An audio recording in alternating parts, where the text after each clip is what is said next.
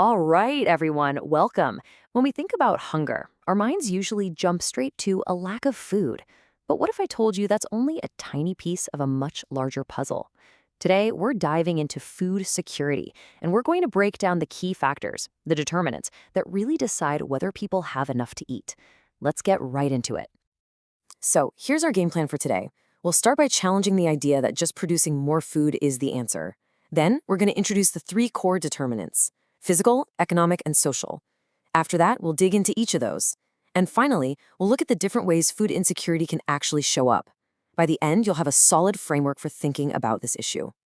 Okay, so first things first, let's tackle a really common misconception. A lot of people think that solving world hunger is as simple as just, well, growing more food. But as we're about to see, the food security puzzle is way more intricate than that. This is this central question, the paradox we really need to wrap our heads around. I mean, how is it even possible for a country to have more than enough food nationally, yet still have people going hungry inside its own borders? This question right here tells us that production, on its own, just can't be the whole story. And that leads us perfectly into the official definition of food security. Now pay close attention to the key words here: physical, social, and economic access. You see, it's not just about having food nearby. It's about whether people can actually get that food and if their bodies can properly use all the nutrients from it. So, how do we make sense of all this complexity? Well, we use a framework, and it's built on three core categories of determinants. I want you to think of this as your main tool for analyzing any food security problem you come across in your careers. And before we break them down, let's just be super clear on our terms. When we say determinants, all we really mean are the major underlying factors, the root causes that shape food security outcomes for a person, a family, or even a whole country. First up are the physical determinants. Think of these as the absolute foundation. They're all about the environment, natural resources, and the actual physical systems you need to produce and move food around. This is the availability part of the equation. Second, we've got economic determinants. This category is all about affordability and, well, purchasing power. It answers the question, even if the food is available, can people actually afford to buy it? This covers things like income, prices, and jobs. And finally, our third category, social determinants. This is all about what we call utilization. It looks at things like health, education, and sanitation that decide if a person's body can even absorb and use the nutrients from the food they're eating.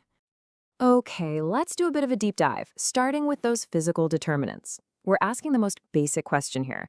What environmental and structural stuff needs to be in place just to have food in the first place? Maybe the most critical physical factor of all is water. Just look at the difference here. On one side, you've got a thriving, irrigated farm. On the other, a field completely devastated by drought. This contrast is so stark, and it shows how water alone can basically decide whether a region can reliably produce food or not. Now, beyond water, there are several other crucial physical factors. Land quality is fundamental. You just can't grow much on poor soil. Climate shocks, things like floods or major storms, can wipe out an entire harvest overnight. Technology, like better seeds or machinery, can boost yields massively. And very importantly, there's infrastructure. And this point is absolutely crucial. You can have a fantastic harvest, but if you don't have proper storage facilities, like these silos, or good roads to get the food to market, a huge chunk of it can just spoil. Weak infrastructure creates a bottleneck that can make high production almost meaningless. So let's assume the food is physically available. Now we move on to the next set of hurdles. This section is all about why people can still go hungry even when the local markets are full of food. It all comes down to access and utilization. Economically, it's pretty straightforward, right? A household's income is the #1 driver of access. If you can't afford food, it doesn't matter how much is available. Sudden price spikes can push staple foods out of reach for poor families overnight. And of course, having a stable job is what provides that stable income in the first place. Then we get to the social factors, which are all about utilization. A person's health is key. If you're sick, your body can't properly absorb nutrients, no matter what you eat. Education plays a huge role in knowing what a healthy diet is. And WASH, that's water, sanitation, and hygiene, is absolutely vital for preventing diseases that lead to malnutrition. This quote just ties it all together perfectly, doesn't it? It shows that these determinants aren't separate things. You can have food that is physically there, and you can afford to buy it. But if social factors like poor health stop you from benefiting from it, you're still not food secure. It really proves this has to be a multi-sectoral approach. Okay, for our final section, we're going to make a really crucial distinction in how we classify food insecurity. See, it's not just about if someone is food insecure, but also for how long and why. This is key to figuring out the right way to help. Here are the two main types. Transitory insecurity is short-term. It's often triggered by a sudden shock, like a flood or a sudden conflict. The response here is usually emergency aid. Chronic insecurity, on the other hand, is long-term. It's a persistent, grinding condition caused by deep-rooted poverty, and that requires long-term development solutions, not a quick fix. And this is why that distinction matters so much for all of you. Applying a short-term solution to a long-term problem, or the other way around, is just completely ineffective and a waste of resources. You have to diagnose the problem correctly before you can prescribe the right solution.